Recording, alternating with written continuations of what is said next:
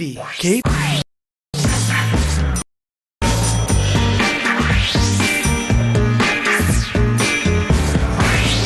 Didik TV KPM.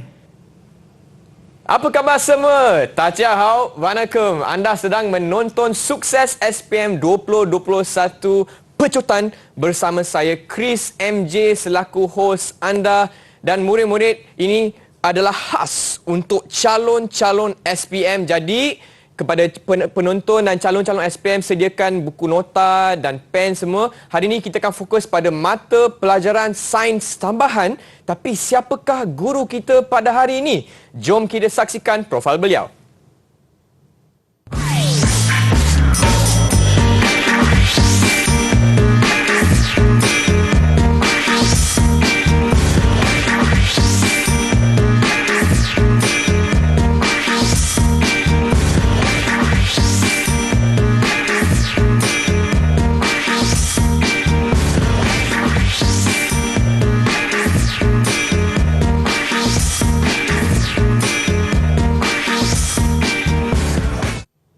Itu dia, saya bersama dengan Cikgu Rosnizan untuk mata pelajaran sains tambahan kertas 2.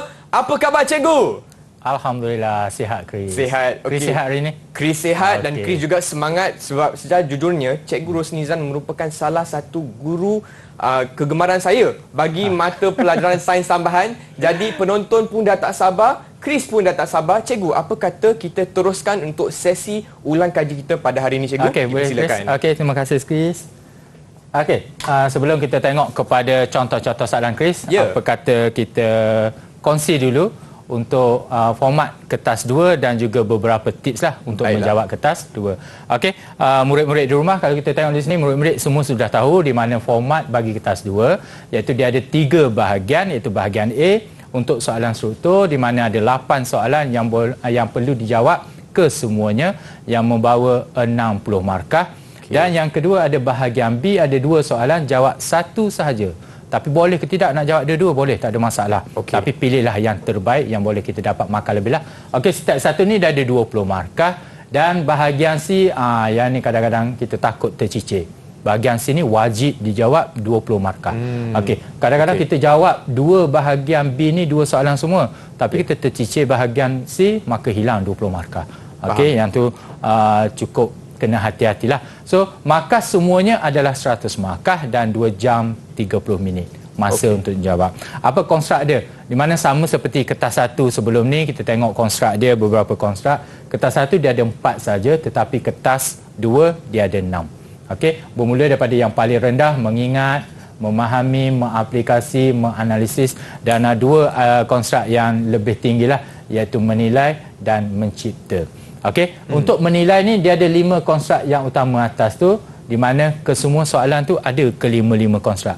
Tetapi soalan konstruk untuk mencipta hanya ada dekat mana? Okey, mengikut format yang telah diedarkan oleh lembaga peperiksaan lah kepada semua sekolah.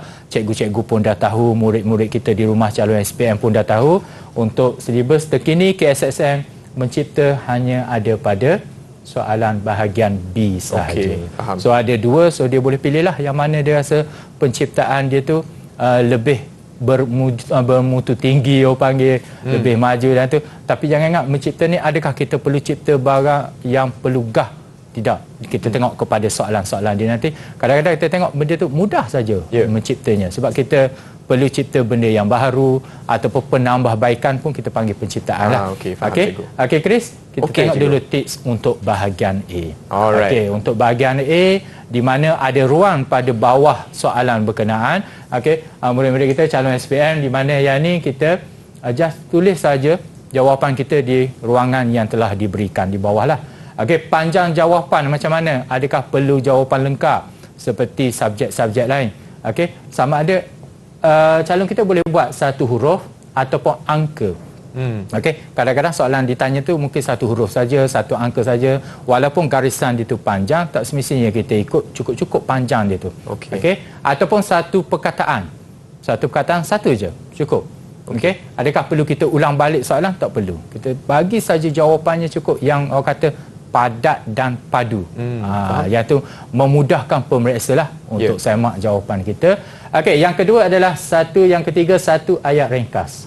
Okey, satu ayat ringkas, di mana dikatakan ayat ringkas tu maksudnya dia cukuplah sifatnya ayat tu yang menggambarkan jawapan kita itulah, ataupun dua ayat ringkas. Dua ni bila ditanya dia suruh terangkan apa jawapan berkenaan. Contoh kita panggil sebab dan musababnya. So ada dua gabungan ayat. Contohnya mungkin kita bagi objek A dan apa sebabnya. Itu maksudnya dua gabungan ayat ringkas lah. Walaupun objek A je satu, itu dipanggilkan ayat ke? Itu macam perkataan je. Tak ada masalah. Maka gabungan dia punya penerangan untuk pemilihan kita. Itu contoh salah satulah. Markah dan bilangan garis tu menentukan panjang jawapan anda. Kalau dia bagi dua garis, maka dua jawapan lah perlu. Tetapi katakan tulisan dia kecil, dia hanya menggunakan satu baris, tapi ada dua jawapan di situ, tak ada masalah, boleh je. Ataupun dia buat satu atas satu bawah pun boleh. Kalau katakan dia punya tulisan dia besar, tak cukup dua garis, maka dia bolehlah tulis di bawahnya satu sikit. Jangan sampai nanti penenik angkat tangan, saya nak buat garis sendiri, boleh tak? Yang tu tak perlu tanyalah, dia buat saja di bawah. Tidak perlu ayat lengkap. Di sinilah. Tapi kalau buat pun tak ada masalah, dia bukan jadi satu kesalahan lah kalau ayat lengkap. Maksud tidak perlu ayat lengkap, yang ni sebab kita bagi tips saja, memudahkan calon-calon kita lah menjawab. Gunakan masa 1.5 jam. Ini masa maksudnya supaya kita tidak kehilangan banyak markah kepada soalan bahagian B dan juga bahagian C. So kita cuba setkan 1.5 jam untuk bahagian A. Tapi kalau kurang tak ada masalah, sebab nanti kita nak semak semula jawapan yang kita berilah. Sama ada kemungkinan bila kita semak semula tu kita nampak kat mana kesilapan yang diberilah. Jawapan berdasarkan kata tugas dan soalan. Yang ni kena hati-hati. Kadang-kadang tanya lain, jawabnya lain. Dah lari daripada topiknya. Betul. Dan semak jawapan kita semulalah. Seterusnya kita tengok tips untuk bahagian B dan juga bahagian C ni gabunganlah. Sebab bahagian B dengan C dua-dua tu adalah esei. Di mana jawab pada helaian tambahan yang dibekalkan. Sebab dia tidak ada ruangan bawah dia, maka kita jawab pada helaian lain. Hanya jawab satu soalan pada bahagian B dan wajib menjawab pada bahagian C. Tetapi kalau jawab dua-dua bahagian ni pun tak ada masalah yang saya kata tadi. Sistem tu akan pilih yang tertinggilah. Baca semua soalan dan pilih soalan yang ada banyak fakta dan juga ada banyak pecahan. Kenapa di sini? Banyak fakta dan juga banyak pecahan. Bila banyak pecahan, markahnya tak terlalu besar. Maka kita tidak akan kehilangan markah banyaklah. Perlu jawab lebih panjang dalam bentuk, boleh jawab dalam bentuk perenggan. Perenggan yang besar tak ada lah, panjang ke tak ada masalah. Ataupun boleh jawab dalam bentuk kita panggil apa? Point-point. Point formulir. Point formulir. Tak ada masalah. Janji jawapan kita tu lengkap lah dia punya tu dia. Gambar rajah tu mesti berlabel. Walaupun kadang ada murid-murid kita kata, cikgu saya tak pandai nak lukis lah gambar ni. Lukis gambar walaupun kita nampak hodoh, tetapi label dia tu penting. Katakan bila saya selalu beritahu anak murid saya di rumah dan juga anak murid-murid cikgu-cikgu lain lah, katakan kita nak lukis bika, tetapi pandangan orang lain nampak macam beseng. Tapi kita label di situ bika, maka tak apalah, kita faham. Tak semua calon SPM dia punya bika dia tu sama sebiji macam dalam buku teks. Jadi nampak tu dan label tu penting. Yang tu yang penting lah. Tapi jangan pula nanti nak letak bika ni tiba-tiba nampak gambar binatang lain. Betul. Tu nampak jauh sangat larinya tu. Dan kalau ada graf, maka jadual dan lain-lain tu, maka kita perlulah mungkin perlu buat graf, mungkin kita perlu buat jadual untuk beberapa soalan yang berkaitan lah. Markah menentukan bilangan isi atau fakta. Contoh kalau ada 6 markah, maka ada 6 fakta dia lah. Lebih tak ada masalah. Tetapi kena hati-hati, kadang-kadang yang kita bagi lebih, adakah dia positif kerana jawapan berkenaan atau negatif? Sebab bila negatif, maka dia dah jadi jawapan apa, songsang kepada jawapan berkenaan lah. Dia akan mengganggu jawapan yang kita bagi yang betul dan juga yang salah. Jangan kita fikir, tak apalah nanti pemeriksa dia akan pilih yang betul. Itu pemahaman yang silap. Faham. Dia akan menjerat diri kita sendiri. Soalan yang ada rajah, jawapan perlu rujuk kepada rajah yang diberi dan fahami tugasan soalan. So bagaimana kita nak tahu, kita nak dapat cemerlang macam mana, kita nak konsentrasi diri kita cemerlang ke, lulus ke, maka untuk dapat cemerlang kita mesti lebih daripada 65 sebab markah penuhnya adalah 100. Saya tak kata 65 ni akan dapat A. Cuma untuk jadi orang yang cemerlang, kita boleh fokus kepada 65 ke atas insya-Allah. Okey, faham, cikgu. Tapi untuk lulus lebih kurang markah banyak ni lah. Kemungkinan markahnya akan turun ataupun akan naik sikit, itu bergantung kepada situasi semasa. Saya tak boleh kata 30 ni awak akan dapat lulus. Kemungkinan dia akan naik, dia akan turun, sebab itu di luar. Cuma kita boleh bayangkan sahaja. Bukan saya yang menetapkan benda ni. Okey Chris?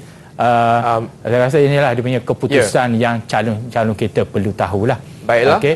Supaya dia dapat tengok dia punya target dia tu kat mana. Ya, betul cikgu. Baiklah, itu dia perkongsian Cikgu Rosnizan untuk kertas 2 sains tambahan, format dan tips untuk bahagian A, bahagian A, B dan C. Tapi cikgu, macam tu kita berehat sekejap boleh tak cikgu? Okey, boleh Chris, tak ada masalah. Untuk para penonton, jangan ke mana-mana, kita akan mendalami lebih selepas ni untuk contoh-contoh soalan. Jadi jangan ke mana-mana, kita kembali lagi ke Sukses SPM 2021 Pecutan.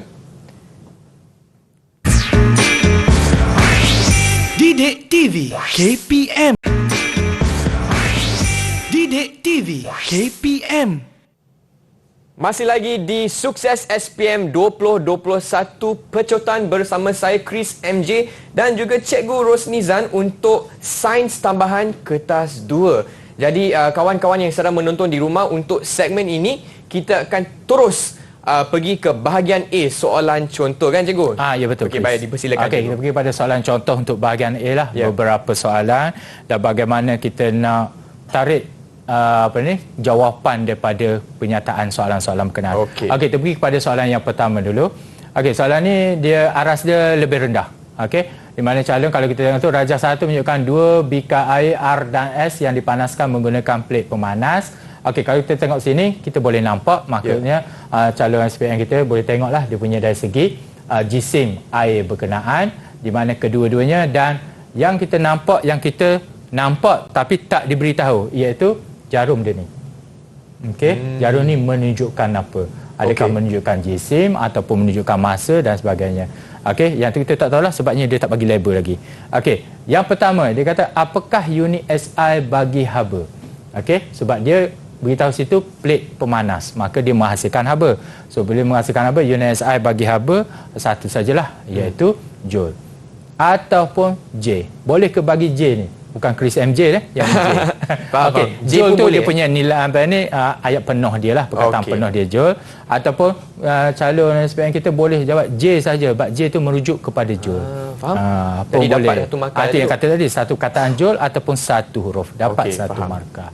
Okey, kita tengok bahagian 2. Berdasarkan pemerhatian pada Rajah 1, nyatakan satu faktor yang mempengaruhi muatan haba. Apa yang mempengaruhi dia? Gambar tadi kita tengok, iaitu kita tengok tadi jisim yang berbeza. Betul yang saya highlightkan tadi 100 dengan 200. So jawapan dia adalah jumlah bahan, isi padu bahan ataupun jisim bahan. Dia sebut jisim. Kadang-kadang bila sebut air ni, dia sebut isi padu. Pun boleh, tak ada masalah, dia bukan salah lah. Okey, apabila air dalam kedua-dua bikar mendidih, suhu air itu tidak meningkat. Okey, mendidih, suhu air tidak meningkat. Kenapa? Di sini dia bagi 2 markah. Terangkan mengapa. Itu yang kata saya tadi, gabungan dua ayat. Sebabnya satu, dia kata kedua-dua bikar mendidih, suhu tidak meningkat. Maksudnya haba masih lagi diberikan, tetapi suhu dia tidak naik. Dia maintain kat situ je. Kenapa? Satunya adalah tenaga haba diserap yang ni. Sebab tenaga haba masih lagi diberi, digunakan untuk mengatasi daya tarikan antara molekul. Bermaksud haba tu diserap, apa yang berlaku kepada daya tarikan dia akan jauh. Itu yang menyebabkan dia mendidih bila dah waktu tu. So di sini satu ayat lengkap, tetapi 2 markah. Satunya di sini dan satu lagi untuk apa? 2 markah. Jangan ingat satu ayat tu boleh dapat 1 markah saja. Kadang-kadang dia gabungan nama dia. Okey, seterusnya kita tengok, namakan tenaga terma yang terlibat. Bila sebut tenaga terma yang terlibat, tenaga apa? Dia adalah haba pendam. Okey, di sini dia akan panggil muatan haba tentu. Tetapi di sini sebabnya merujuk kepada B, bila kita sebut saja suhu tidak meningkat, maka dia ada 2. Satu haba pendam, satu lagi haba pelakuran. Pendam tu diserap, bila pelakuran tu dia bebaskan. Tengoklah 2 tu macam mana. Okey, tapi dari sini melibatkan haba pendam tentulah. Okey, haba pendam sahaja. Okey, yang bahagian D, semangkuk air panas diletakkan di dalam bilik. Okey, selepas beberapa minit, suhu air panas itu berada dalam keseimbangan. Apa yang dimasukkan dengan keseimbangan? Contohnya kita ada air panas. Contohnya teh panas.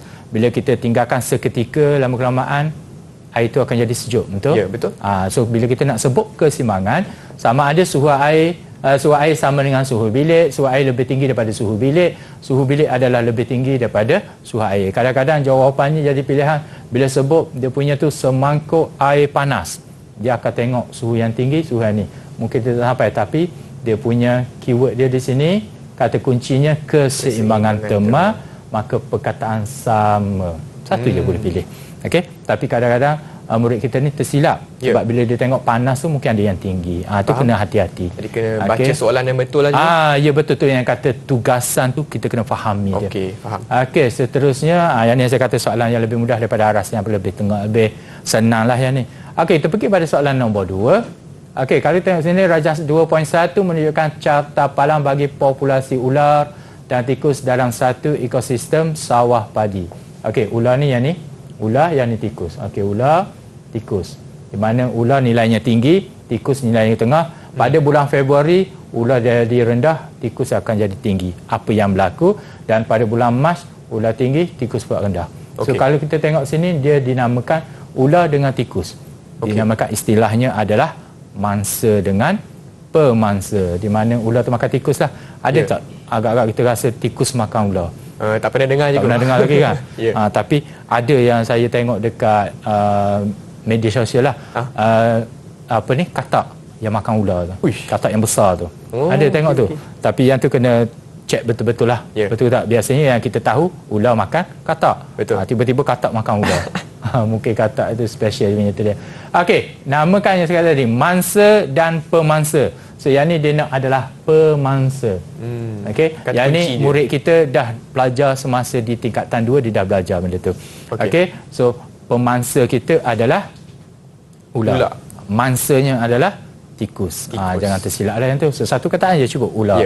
Tak perlu nak sebut pemangsa dalam Rajah 2.1 adalah ular. Kita membuang masa kita. Sebab tu saya kata satu perkataan sahaja. Okey, yang kedua, apakah yang akan berlaku kepada populasi ular dan populasi tikus dalam bulan April apabila sawah padi dilanda kemarau panjang?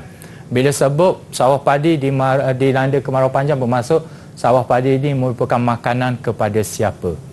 Makanan kepada tikus. Tapi soalannya dia nak dan. Kedua-duanya dan.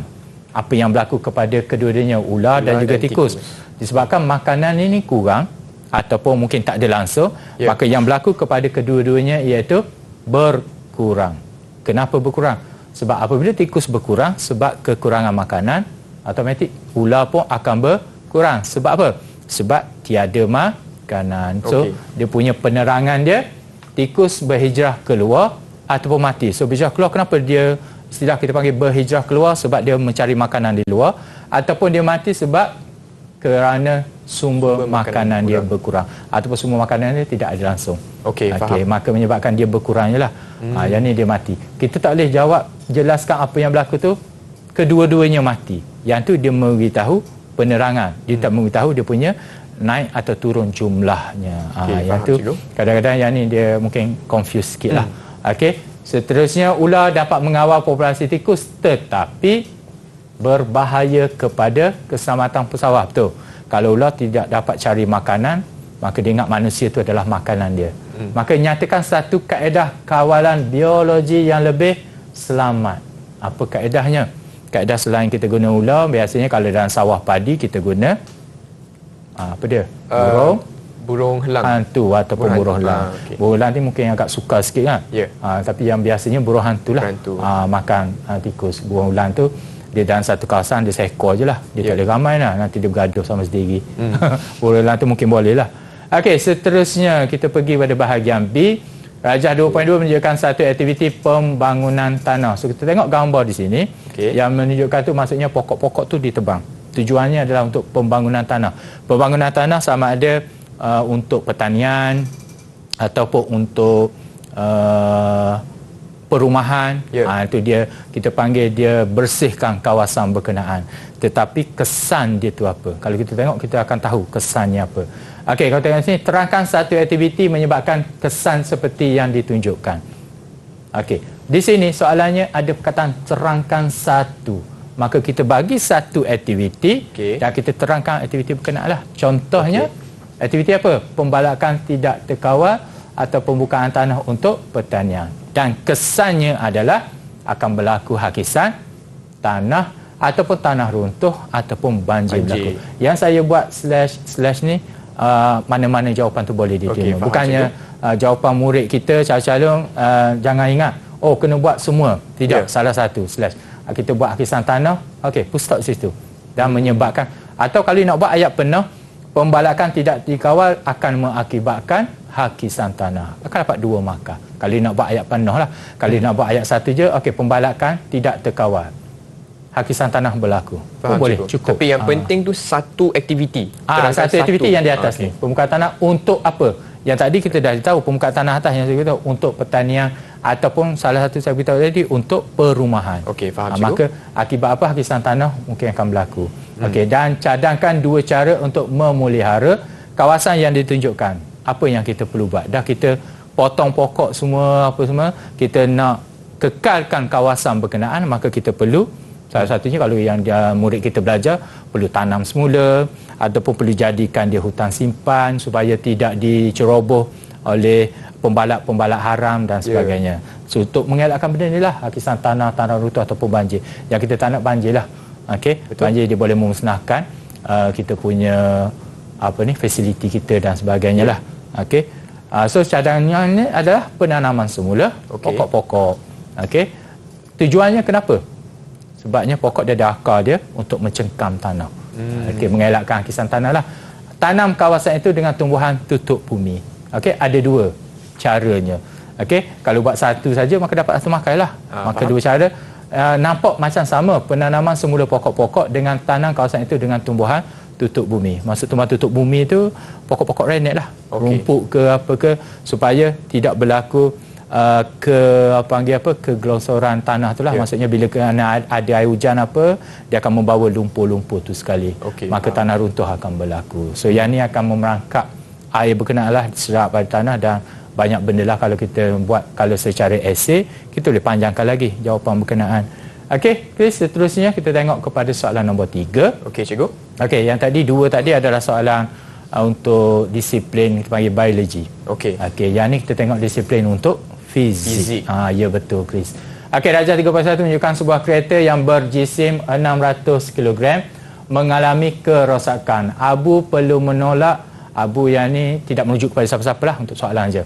Merujuk untuk menolak kereta itu ke bengkel yang berada 50 meter dari lokasi tersebut. So kita nampaklah cara dia tolak dan sebagainya. Dan jawapan yang betul untuk menunjukkan jenis kuantiti fizik bagi jisim.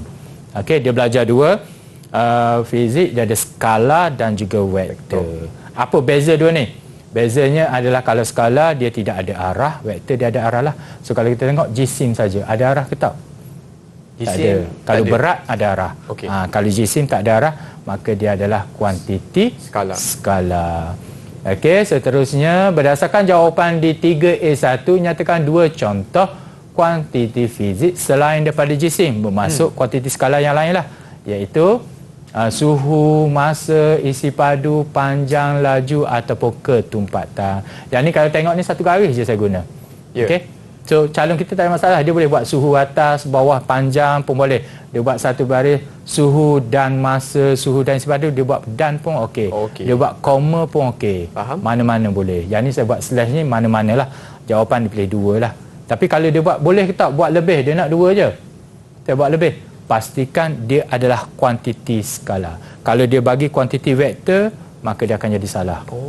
Satu betul, satu salah, automatik dia akan jadi salah. Sebab dia bagi 2 yang dia panggil tugasan dia tak sesuai. Jawapan tak sesuai dengan tugasan yang kita bagilah. Untuk B, Abu meminta pertolongan Dolah untuk menolak kereta tersebut ke bengkel. Daya yang dikenakan oleh Abu dan Dolah masing-masing adalah 200 Newton dan 250. Maksudnya Dolah membantu tu dengan daya 250 dan 200 Newton. tentukan daya tolakan yang digunakan ke atas kereta itu. Bila dua-dua menolak, maka kita tambah daya berkenaan, dinamakan daya paduan. Okey, tentukan daya tolakan, so tambah je lah 200 Newton tambah 250 dapat 450. Dua markahnya, satunya cara dia kira, dia letak saja, dan satu lagi 450 tu dia punya calculation dia lah, pengiraan dia. Cikgu, Chris ada satu soalan untuk soalan sebelum ni, yang nombor 2.2, yang ini betul. Kalau murid-murid hendak jawab guna slash, boleh tak cikgu? Guna slash macam cikgu buat ni. Suhu atau masa atau tu. Boleh diguna, tak ada masalah. Okay. Kita setelah lagi kita tengok betul. Kalau atau istilah kita panggil dia, kalau dia bagi slash tu macam dia confuse. Soalan ni dia boleh pilih yang tu. Okay. Yang tu saya kata tadi, pastikan jawapannya merujuk kepada kuantiti skala. Okey, faham. Dia boleh je buat slash, buat koma, buat tambah, buat dan apa semua, kita ambil satu-satu. Alright. Kalau dia buat ni suhu atau masa, kita nak dua. Maka kadang-kadang kalau saya di peringkat sekolah tu, saya pejam mata je atau tu. Maksud dia suruh kita yang memilih. Dia nak suhu ke atau masa. Jadi kita pejamlah mata tu sebab kita nak dua. Pejam untuk atau. Mungkin dia kadang-kadang masa tu dia dah terlalu nervous apa semua. Tertulis atau apa semua. Okey, seterusnya kita pergi pada kereta tersebut masih tidak bergerak. Kenapa masih tidak bergerak? Apakah pendapat anda mengapakah ini berlaku? So kita tahu apabila kita nak menolak suatu benda, kita tahu ada satu daya yang menentang. Okey, daya menentang tu yang tu kita panggilkan daya geseran. Bermaksud daya geseran melebihi daya tolakan, sebab tu benda objek tu tidak bergerak. Walaupun kita tengok tadi kereta tu ada tayar, masih lagi mungkin jisim dia terlalu besar dan daya geseran yang melawan dia tu. Maka daya geseran melebihi daya tolakan, ataupun jisim kereta itu lebih besar. So ada dua lah. Okey, satu daya geseran melebihi daya tolakan dan juga jisim kereta itu lebih besar. Kita tengok tadi kereta 600. Dia menolak dengan 450. Okey, ada lagi daya geseran tambah lagi, maka dia lagi meningkat. Okey, untuk C, papan jongkan-jongkit, kita tengok di sini Ali dengan Aminah. Okey, Ali berada di ni, nampak dia punya tu. Kalau kita tengok di sini, Ali lebih berat. Okey, kata itu, adakah kedua-dua kanan itu berada dalam keseimbangan? So kita nampak papan tu dia tak seimbang. Maka jawapan dia cukup mudah. Perkataan satu je, tidak. Kenapa? Kita tengoklah. Maka daya dikenakan oleh Ali lebih besar daripada Aminah. Ataupun ada jawapan lain, jisim atau berat Ali lebih besar daripada Aminah. Sebab itu dia punya tu tak seimbang. Jadi dah 2 markah, 1 markah untuk satu soalan. Terangkan jawapan anda di 3 satu markah juga. Dapat 2. Jadi itu dia perkongsian Cikgu Rosnizan untuk sains tambahan kertas 2 bahagian A. Cikgu, apa kata kita rehat sekejap, boleh tak cikgu? Okey, boleh Chris. Kepada kawan-kawan yang menonton, jangan ke mana-mana. Kita kembali lagi ke Sukses SPM 2021 Pecotan. Didik TV KPM. Didik TV KPM. Hai semua, masih lagi di Sukses SPM 2021 Pecotan bersama Cikgu Rosnizan dari SMK Tengku Baria untuk mata pelajaran sains tambahan kertas 2, dan dalam segmen ini cikgu kita akan bincang soalan contoh untuk bahagian B pula cikgu, betul? Okey, ya betul Chris. Silakan cikgu. Kita pergi bahagian B lah, bahagian C iaitu soalan pilihan. Tapi yang ni saya tunjuk satu soalan je lah. Sebab kalau tunjuk dua-dua benda yang sama. Cuma tajuk mungkin berbeza. Okey. So kita pergi soalan bahagian B. Yang pertama dulu, kenapa saya bagi nombor situ nombor 10? Sebab dia ada nombor 9 dan juga nombor 10. Tak ada masalah lah bagi nombor 9 pun boleh. Cuma nak tunjuk dia punya nombor dia tu berada di mana. Okey. Contoh ni kita tengok natrium klorida biasanya dikenali sebagai garam biasa adalah contoh sebatian ion. Okey, di sini dia punya kata kuncinya adalah sebatian ion. Bila sebut sebatian ion, maka calon kita dia tahu sebatian ion iaitu gabungan logam dengan bukan logam. Kenapa perlu tahu? Satu lagi ada sebatian covalent. Takut nanti bila soalan ditanya tu dia ada kaitan dia kenapa dinamakan natrium klorida tu adalah sebatian ion. So kalau kita tengok sini, yang pertama kita tengok dulu, namakan satu contoh sebatian ion selain daripada natrium klorida. Okey, di sini kena hati-hati, namakan. Dia ada dua istilah, namakan atau nyatakan. Bila nak namakan, kita kena wajib bagi nama. Kalau kita bagi simbol, maka salah. Tetapi kalau disebut nyatakan, maka kita ada dua. Kita bagi nama atau kita bagi simbol dia. persamaan dia ni, dia punya simbol kimia dia lah. Okey, di sini kalau namakan maka kita bagilah. Okey, contoh yang pertama adalah magnesium oksida ataupun magnesium fluorida ataupun kalsium karbonat. Ada 3, mana-manalah. Boleh kita tak bagi yang lain selain tu? Boleh. Yang ni sebagai contoh saja. Okey, dan tuliskan formula. Kalau magnesium oksida, maka formula dia adalah MgO. Okey, magnesium fluorida MgF2 dan kalsium karbonat CaCO3.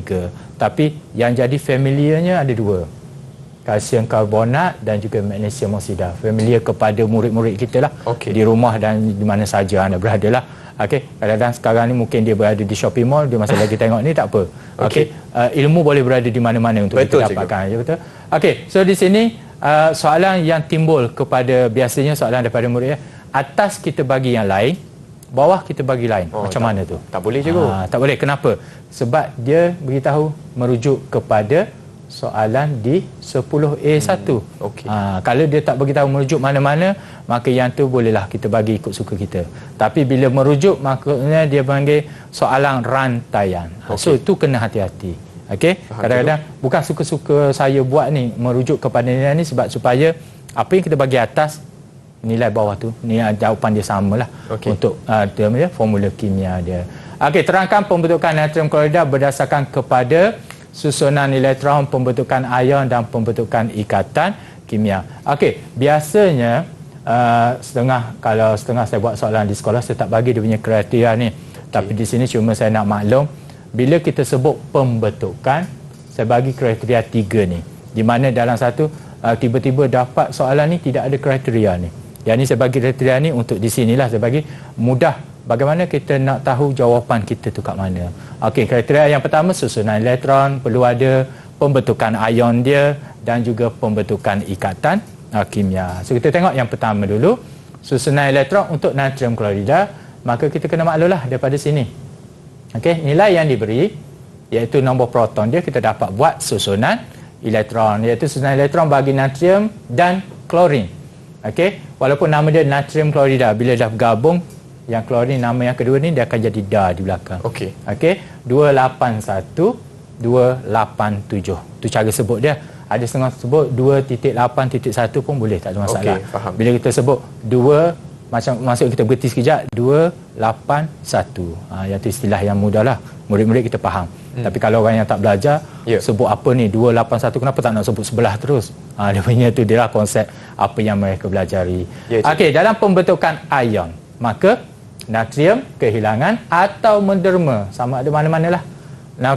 Ataupun ada yang bahasa murid-murid kita buat, natrium hilang 1 elektron pun boleh. Kita dari segi bahasa kita terimalah di peringkat sekolah pertama. Okey, daripada petala valence. Bila sebut kurungan, maksudnya buat pun okey, tak buat pun okey. Okey, faham cikgu. Okey, sebab apa dia datang ni? Sebab dia duduk paling jauh. Yang ni dinamakan petala valence. Okey, lepas tu kita nampak 7. Maka di sini bila kita nampak 1 ni, bermaksud murid kita dah tahu bila nombor 1 di belakang 2, 3, yang ni dia adalah hilang atau derma. Okey. Bila yang di hujung ni 5, 6, 7, maka dia perlu terima. Untuk jadi apa? Untuk dia jadi panggil octet 8, lengkap dia punya petala valence dia. Maka di situ maka untuk membentuk ion natrium dia dah hilang, ataupun dia buat dalam bentuk persamaan. Na dia hilang 1 elektron, dia akan jadi Na positif. Okey, faham. Okey, seterusnya kita tengok tu 1 elektron yang hilang tadi diterima oleh atom klorin, ataupun atom klorin menerima. Kenapa menerima 1? Sebab dia 7. Dia terima 1 nak jadi 8. Kalau dia 6, dia terima 2 untuk jadi 8. Okey, untuk membentuk ion klorida Cl, ataupun dibuat persamaan. Cl menerima 1 elektron, bila dia menerima maka charge dia adalah negatif. Yang tadi dia derma, charge dia positif. Okey, yang ni terima duduk sebelah kiri lah, derma duduk sebelah kanan. Okey, dan ion yang berbeza charge saling menarik antara satu sama lain, yang ni bagi kriteria yang ketiga tadi, untuk membentuk ikatan ion. Kenapa kita sebut ikatan ion bukannya sebatian ion? Sebab sebatian ion dah ada soalan di atas. maka kita tak boleh sebutlah sebatian ion. Oh. Boleh sebut tetapi tidak ada jawapan. Okey, Untuk katakan untuk membentuk sebatian ion dan juga ikatan ion, maka sebatian ion tak apalah, kita dah di atas kita boleh abaikan. Tapi kena hati-hatilah, takut tersebut sebatian lain. Okey, cikgu. Okey. Boleh Chris? Boleh, cikgu. Okey. So seterusnya kita di rumah tu, okey, untuk bahagian C. Paku besi menjadi berkarat setelah melalui satu proses kimia apabila terdedah kepada atmosfera. Apakah jenis tindak balas kimia bila sebut terdedah kepada atmosfera? Atmosfera kita ada air, ada oksigen dan ada gas-gas lain. Maka dia belajar bila berlaku berkarat, maka dia melibatkan air, H2O, dan juga melibatkan oksigen. Dua ni dia belajar. Okey. Okey, berlaku pengaratan, tetapi tindak balas apa yang dia belajar? Berkait dengan proses pengaratan, iaitu tindak balas pengoksidaan dan penurunan. Yang ni tindak balas berlaku dua ni, serentak. Ataupun dia bagi tindak balas redox. Perkataan redox ni, dalam redox ni ada dua ni. Pengoksidaan, penurunan. Dia terus dapat 2 markah. Hanya beritahu satu je. Redox. Okey.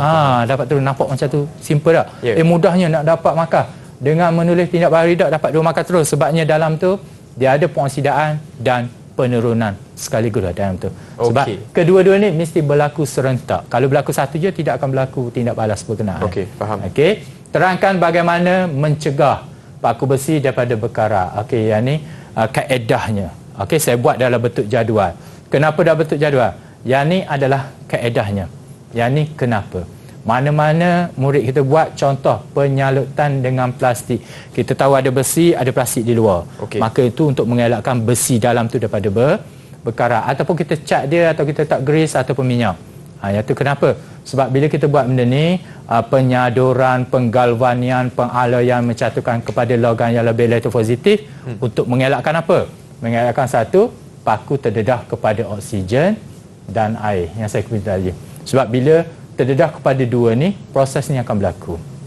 Pengoksidaan dan juga penurunan. Dan tiada elektron dipindahkan ataupun tidak berlaku kehilangan elektron. Masuk berlaku kehilangan elektron tu yang menyebabkan dia menipis dan dia akan jadi berkarat.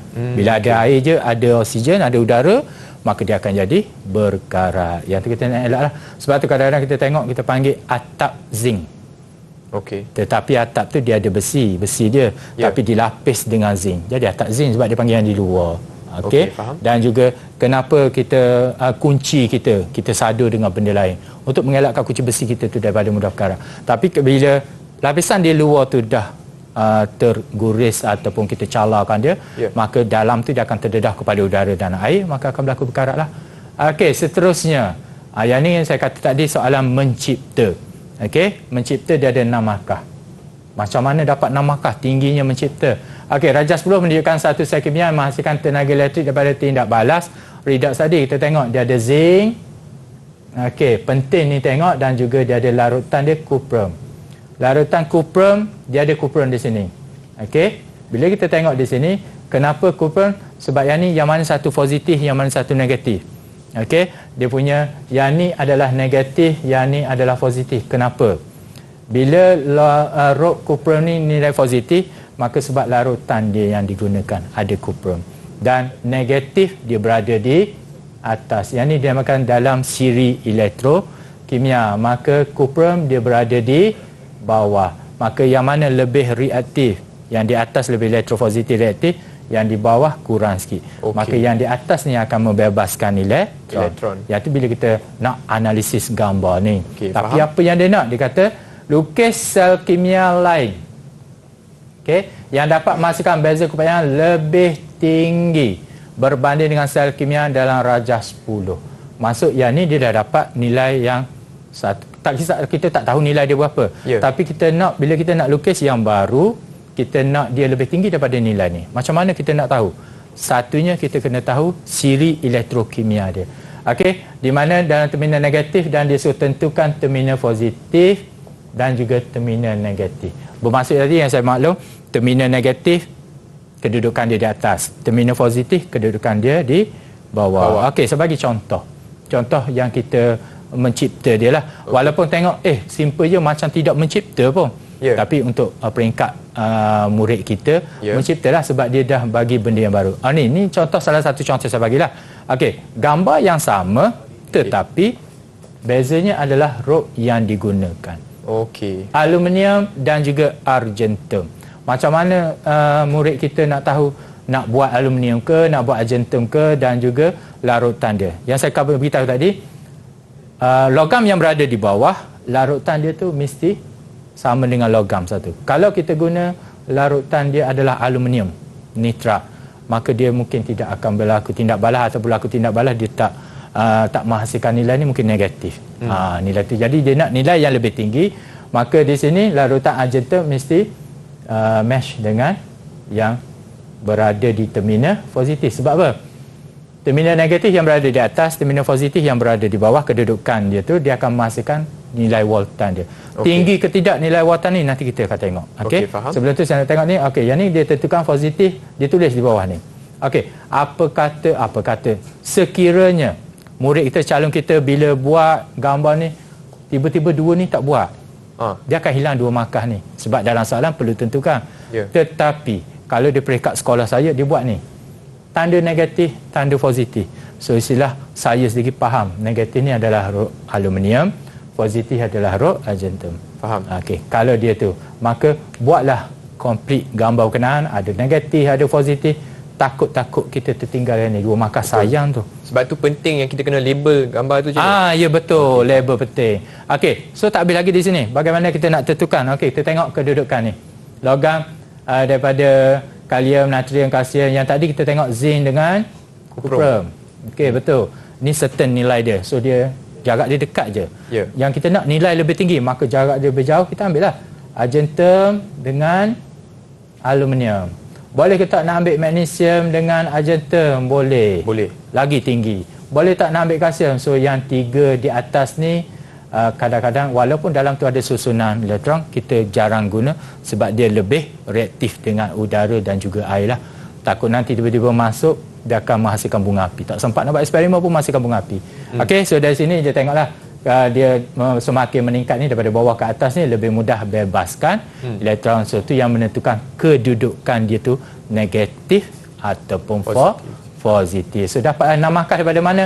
Okey, satu dapat terminal dia betul, larutan di label betul, dan satu ni lita dia betul, dapat 4 markah, 5 markah, 6 markah. Itu dia murid-murid. Jadi itu dia perkongsian dari Cikgu Rosnizan untuk soalan bahagian B untuk sains tambahan kertas 2. Tapi saya ingin mengingatkan murid-murid, dalam bahagian B kita akan diberi 2 soalan, tapi pilih satu. Murid pilih satu saja. Jawab 2 pun okey. Okey, baiklah. Dan kepada para penonton di rumah, jangan ke mana-mana, kita akan kembali lagi ke Sukses SPM 2021 Pecotan. Didik TV KPM. Terus bersama kami di Didik TV KPM, dan ini adalah kemahiran sukan. Saya gunakan perkataan anyunan. Kita ada kemahiran menangkap bola aras dada. Backhand. Yeah. Okey. Mata tengok bola dan tangkap. Okey, good. Backhand. Dia akan mantap. Okey. Didik TV KPM. Kembali lagi di Sukses SPM 2021 Pecotan bersama Cikgu Rosnizan untuk mata pelajaran sains tambahan khususnya kertas 2. Dan dalam segmen ini kita akan fokus cikgu kepada bahagian C. Kita akan cuba soalan contoh kan cikgu? Soalan contoh untuk bahagian C iaitu soalan wajib. Tapi jangan ingat ni wajib yang ni akan keluar exam. Tidak, ni contoh sahaja. Faham cikgu. Nanti kan mati saya tiba-tiba saya buat ni kata keluar soalan exam. Okey, kita tengok contoh bahagian C, di mana dalam bahagian C ni dia ada perbandingan 6 markah. Okey, dalam perbandingan bagaimana nak dapat markah 6 markah tu dengan mudah. Okey, kita tengok dulu. Dia kata tengok situ rajah 11.1 dan 11.2 menunjukkan kecerahan mentol apabila arus elektrik mengalir melaluinya. Di sini calon-calon kita perlu tengoklah, satunya penggunaan bateri, ada 2 beza, 1 dan juga 2. Yang kedua, kalau dia nampak di sini nilainya tak nampak, tapi kita boleh bandingkan, satu nilai kecil, satu nilai besar. Yang kedua dari segi mentol, Boleh nampak tak kecerahan dia berbeza, Chris? Boleh tak? Boleh Kita nampak boleh dia. nampak dia punya garis-garis dia. Lebih cerah. Yang ni, garisnya ada 3 malap sikit. Garisnya ada 5 nampak lebih cerah, warna tu terang sikit. Faham. Okey, so kita nampak sini ada beberapa perbandingan. Okey, perbezaan dia tu. So kita tengok soalan yang pertama dulu, apakah yang dimasukkan dengan arus elektrik? Sebelum pergi kepada soalan-soalan itu, biasanya dia akan tanya dulu istilah maksud ataupun unit dan Definisi. sebagainya. Definisi. Kalau dia tak bagi apakah dimasukkan, mungkin dia tanya apakah definisi bagi arus elektrik. Bentuk boleh bertukar tapi jawapannya tetap sama, iaitu arus elektrik kadar pengaliran cas dalam satu konduktor. Okey, yang kedua, berdasarkan Rajah 11.1 dan Rajah 11.2, bandingkan liter elektrik tersebut dari segi dia dah bagi kriteria dia ada 3. Okey, faham. Tapi 3 markahnya 6. Maka untuk setiap satu rajah, Okey. satu kriteria, maka kita panggil 1 tambah 1. Satu markah untuk Rajah 11.1, satu markah untuk Rajah 11.2. So ada 3, 3 darab 2, 6. Cara nak jawabnya macam mana? Cara yang mudah. Boleh jawab dalam bentuk esei dengan ayat panjang ke berjela-jela boleh. Ya. Tak salah, pemeriksa tetap baca. Tapi saya bagi jalan mudah supaya pemeriksa tengok, wah cantiknya jawapan murid berkenaan. Maka dengan cepatnya dia menanda. Okey. Iaitu buat bagi banding dengan mudah. Dengan Satunya jadual. kriteria ada 3 sini, ciri atau kriteria mana-mana lah. Okey. Bilangan bateri Rajah 11.1 tadi kita tengok ada 1. Rajah 11.2 ada 2. Okey. Lepas tu nilai arus, kita tak tahu nilai arus tu berapa. Sebab bila sebut nilai arus, kadang-kadang murid saya, macam soalan saya bagi pada murid saya baru ni lah soalan ni. Saya bincang balik yang ni. Cuma kita tengok kesilapan murid saya macam mana, mungkin murid-murid lain pun buat kesilapan yang sama. Tetapi adakah kesilapan tu kita kira betul ataupun tidak? Okey, nilai kita tak nampak. Tapi di sini dia tulis kecil dan besar. Boleh ke tidak? Dia buat-buat suka dia je, buat nilai 1, buat nilai 2. Maka di situ kita nampak perbandingan kecil dan besar pun boleh. Tapi hati-hati takut tersilap letak. Okey, dan kecerahan mental 11.1 terang, 11.2 lebih terang ataupun 11.1 malap, 11.2 terang pun kita terimalah. Di peringkat sekolah kita terima yang tu. Okey, so ni cara yang lebih mudah. Buat dah bentuk jadual, jangan segan untuk buat jadual. Faham juga. Lebih mudah untuk kita bagi orang tu baca dengan lebih cepatlah. Okey. Seterusnya, jika arus yang mengalir dalam liter pada Rajah 11.1 ialah 0.5 ampere, hitung jumlah cas yang mengalir dalam masa 3 jam. Maka kena hati-hati, dia sebut jam. Kita belajar dalam elektrik, tajuk elektrik, saat, masa dia mesti dalam unit saat. Maka tukarkan dulu jam kepada saat. T dia yang pertama, T sama dengan 3 darab 60 darab 60, dapat 10,800 saat. Ini dapat 1 markah. Okey, markah yang kedua diberi formula. Okey, Q sama dengan IT. Masukkan nilai tadi 0.5 darab 10,800, maka dapat 5,400 coulomb. So dapat 3 markah. Faham? Okey, 3 markah di situ. Okey, katakan murid kita tak buat T kat sini. Dia terus buat kat sini. 0.5 darab 3 darab 60 darab 60. Maka di situ dapat 2 lah. Satu untuk T, satu untuk gantian formula. Okey, faham cikgu. Dia tak semestinya dia buat ikut step-step ni. Cuma kita nak nampak lebih mudah. Ya. Okey. Yang ni di bawah tajuk pengiraan aplikasi. Okey, berdasarkan jawapan anda, yang ni dia punya berantai namanya. Dia tu tentukan bilangan elektron yang mengalir dalam liter tersebut. Elektron nilai E lah. Okey. Nilai E dah diberi, dia punya nilai Q, lepas tu nilai N. Okey, dia nak soalan dia bilangan elektron yang mengalir. Itu dia dah bagi basic nilai dia lah. So kita masukkan dulu, gantikan dulu nilai berkenaan. 5,400 N darab 1.6 darab 10 kuasa negatif 19. Maka N kita kira dapat ni, kena hati-hatilah. Pengiraan ni sebab melibatkan N sama dengan dia bahagi. Bila bahagi, maka tolong kurungkan. Perkataan tolong saya tu, tolong kurungkan, takut nanti dia akan mengganggu pengiraan kalkulator kita. Faham cikgu. Okey, so pengiraan tu mesti betul lah. Bahagi dapat 3.4 10 kuasa 22.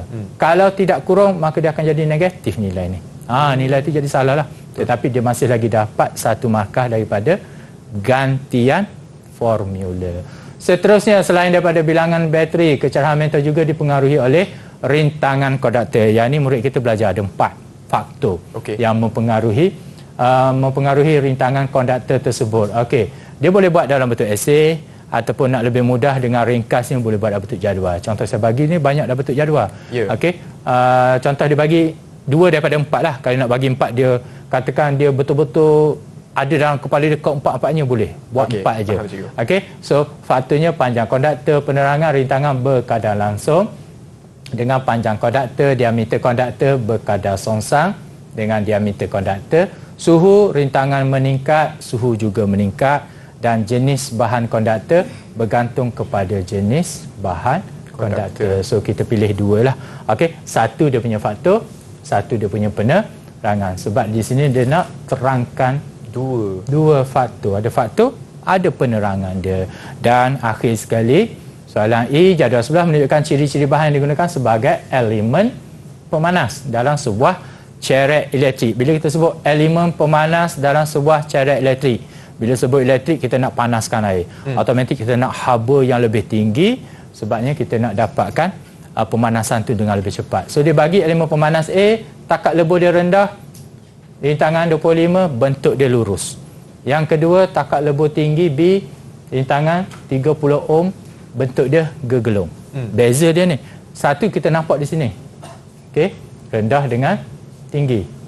So automatik lah kita nak tinggi, sebab bila kita panaskan takkan kita nak gegelung kita tu cair. Maka yang ni kita dia tak kisah, dia tak suruh kita pilih, tapi kita nak dapatkan ciri yang sesuai untuk elemen pemanas. Satu lagi, rintangan ohm dia rendah dan juga tinggi. Kita tahu bila rintangan tinggi maka kita punya dapat haba tu lebih tinggi dan bentuk dia lurus sikit je lah dia punya haba yang terhasil. Kalau bentuk gelung dia boleh menempatkan lebih panjang. Okey, so berdasarkan maklumat tu terangkan ciri yang sesuai. Yang pertama, takat lebur tinggi kenapa? Sebab dia tahan haba yang tinggi atau tidak mudah melebur. Yang kedua, rintangan tinggi menghasilkan haba yang tinggi, ataupun kita nak bentuk gegelung. Konduktor lebih panjang dan rintangan tinggi. Okey, soalan ni saya boleh ubah kepada soalan bahagian B. Kenapa? Kita boleh buat dalam bentuk mencipta. Buat gambar dan bagi penerangan. Pun boleh. Dua dalam satu. Boleh buat dalam soalan nombor sebelah wajib yang tidak ada mencipta, atau boleh ubah sebagai kepada soalan mencipta. Okey, Chris. So last sekali yang inilah perkongsian untuk semua calon macam biasalah, kuasai fakta, praktik teknik menjawab, jawab berdasarkan soalan ditanya dan beri jawapan mengikut markah, dan yang penting yang ni, apa-apa hal kuasai glossary sains. Okey, itu sajalah daripada saya, Chris. Ya, dan saya serah pada Chris. Sebelum itu, Chris juga nak ucapkan ribuan terima kasih kepada Cikgu Rosni Zan untuk perkongsian cikgu untuk sains tambahan kertas 2. Dan kami di DIT-TV juga ingin mengucapkan semoga berjaya kepada semua calon-calon SPM untuk kertas sains tambahan. Dengan itu, kita akan jumpa lagi di Sukses SPM 2021 Pecotan hanya di DIT TV KPM. Bye!